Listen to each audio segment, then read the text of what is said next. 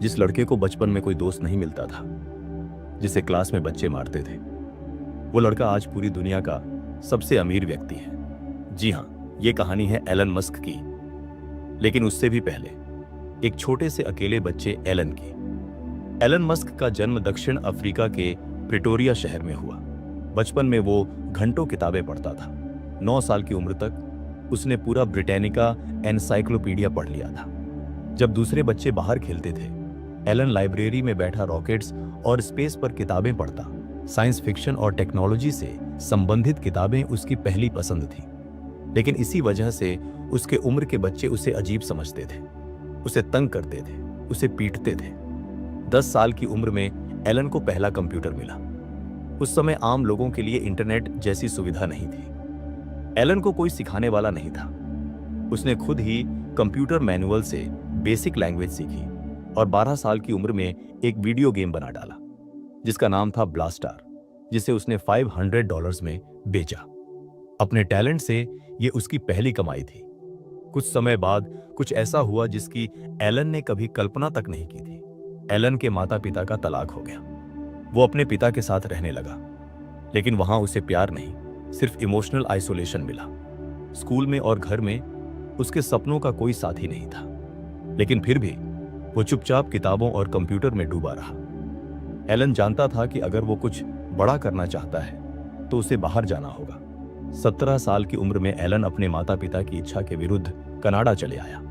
उसकी मां मे Musk Canadian थी और यही वजह थी कि एलन को कनाडा की नागरिकता मिल सकी, जहां उसने पढ़ाई के साथ साथ जीविका चलाने के लिए ऑड जॉब्स किए, जैसे मजदूरी की।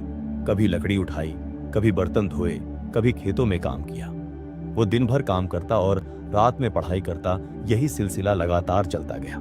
फिर एलन ने स्कॉलरशिप लेकर यूनिवर्सिटी ऑफ पेनिसिल्वेनिया में एडमिशन लिया। समय बीतता गया और कुछ ऐसा हुआ जिसे लेकर एलन ने सालों से मेहनत की थी। एलन ने अपना पहला स्टार्टअप जिप्टू शुरू किया, जिसे बाद में $300 मिलियन में एलन ने बेच दिया।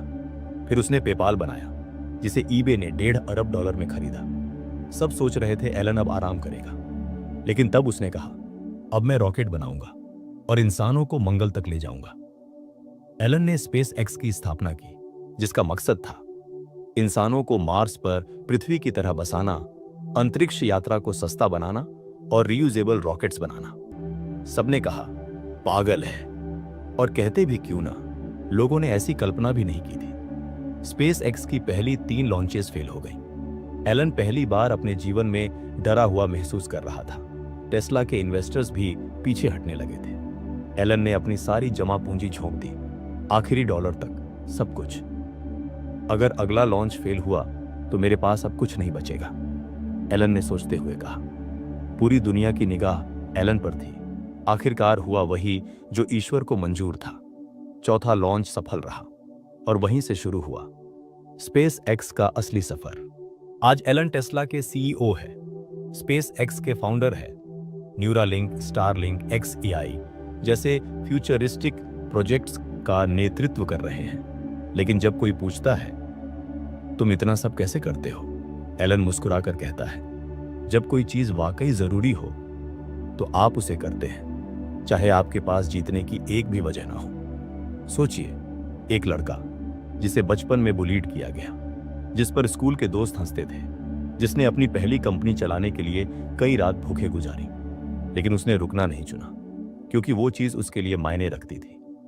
और शायद आज आप भी उसी मोड़ पर खड़े हो, जहां हालात कह रहे हैं छोड़ दो, लेकिन तुम्हारा दिल कहता है बस एक और कोशिश, क्योंकि जो जरूरी होता है वो हालात नहीं देखता।